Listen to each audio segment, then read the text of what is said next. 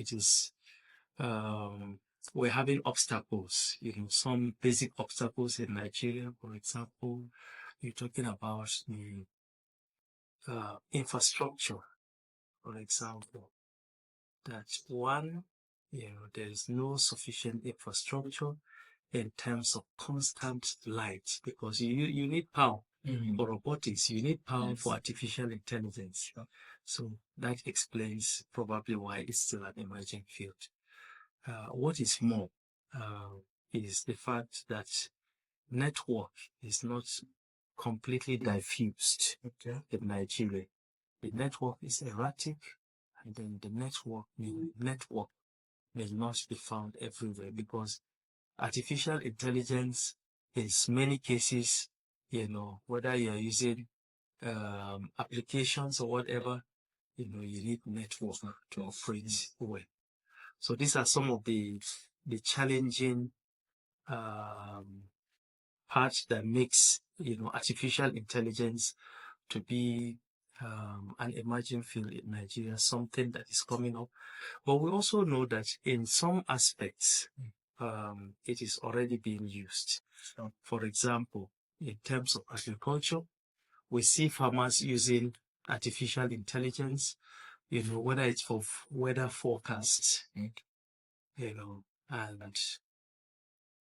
then maybe in terms of knowing the market, evaluating what is happening in the market, and then some other ways. In terms of health, there are hospitals that are already sophisticated in Nigeria. Not many, but there are some who are already using artificial intelligence for diagnosis, for diagnosing diseases. So we already have hospitals who are using that. And what about academics? I'm sure you are aware of ChatGPT, isn't it? So, and that is one of the biggest concerns of those who are in the academia. But it has made writing, it has made academics so easy. You can't believe, for example, that in the past you can write an article and then you are struggling about how to arrange, the bibliography or citations, and then with the different citations that you have, whether it's APA, whether it's Chicago style, whatever style you have, you have the choice. All you need to do is you put the data there and say, arrange it for me. I remember maybe 5-10 years ago, it wasn't like that. You have to sit down and do those things manually. And we know that within the Nigerian academic circle, there are students and lecturers are using these things very free. So it has helped us, and we already can count the benefits that it has made for us. In terms of transport technology, we hear about cars or vehicles being not having human drivers, but we have not come into that yet. There are many aspects of artificial intelligence that we are yet to use. But in Nigeria, we're still maybe at a very primary level in terms of using artificial intelligence. For you, your lordship, can you tell us more what is the implication of AI technology to the local church? Well, to the local church, there may be different implications of technology. First, maybe we talk about the advantage of artificial intelligence, because there are many things that artificial intelligence can help us do. It can help us translate sermons into local languages. You have written something in English and you want to translate. It may not give you a perfect translation, but it will give you something close to what you want. Artificial intelligence have been used to translate scriptural text, if not the entire Bible itself. So there are so many advantages. It can be used in terms of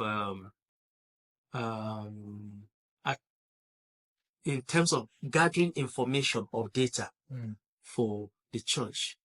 And then, as you see, we have all these communication gadgets, and they can be used, artificial intelligence can be used in processing some of these photographs or videos and things like that, or editing. So for the church, there are so many advantages that come with it. And I think that in terms of church, we have to think more about the benefits and how best we can apply or use it for the sake of evangelization. I attended a conference on mission. It's called Mission Congress, and that was in October, sometime in October 2023. And I listened to the director of communication, the national director of communication, encouraging Catholics, to put in as much as they can,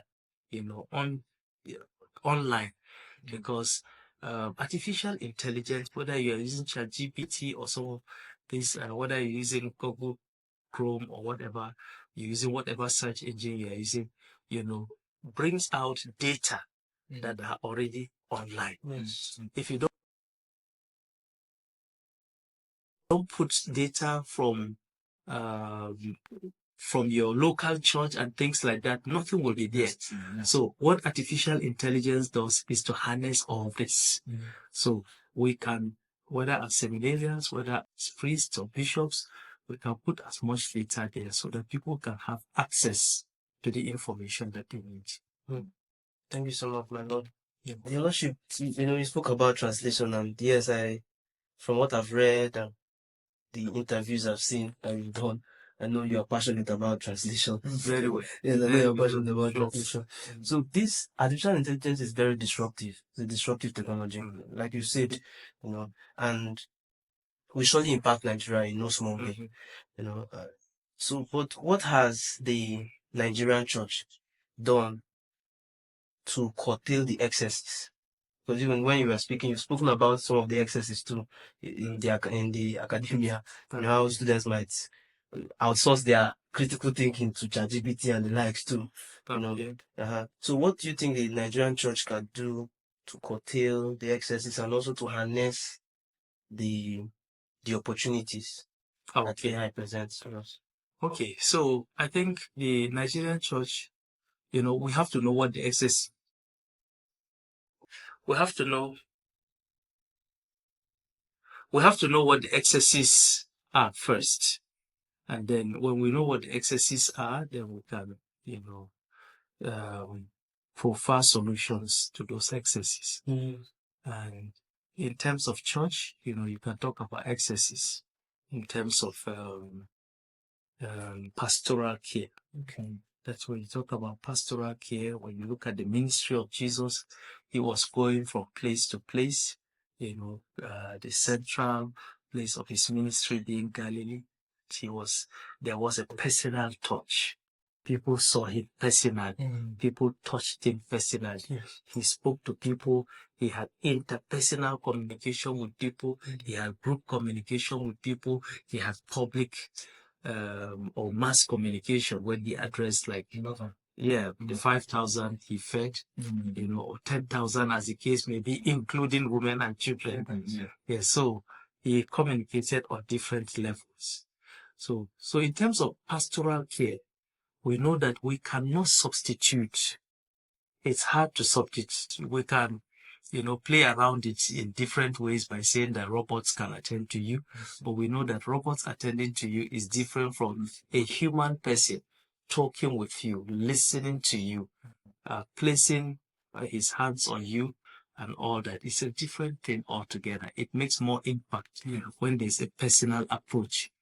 But when some advocates, I'm sure you've seen, the robot who was preaching, like the robot be the priest, from the beginning and to the end. They ask you, okay, then what are you doing? If a robot can do all these things, then what is your role as a priest? Is it not to do the Lord be with you? The robot can do that. After the Lord be with you, after the opening prayer and the readings, the robot will move from his chair to the pulpit and preach. So what is your own? Is it consecration? Can the robot not consecrate? So these are issues, that the church, has to handle. So these are some of the risks that sometimes some think, that the robot can do everything. So in that case, you talk about the dehumanization of pastoral care. And once you put in robots to do that, you have dehumanized, pastoral care. So that's one of the risks, that is associated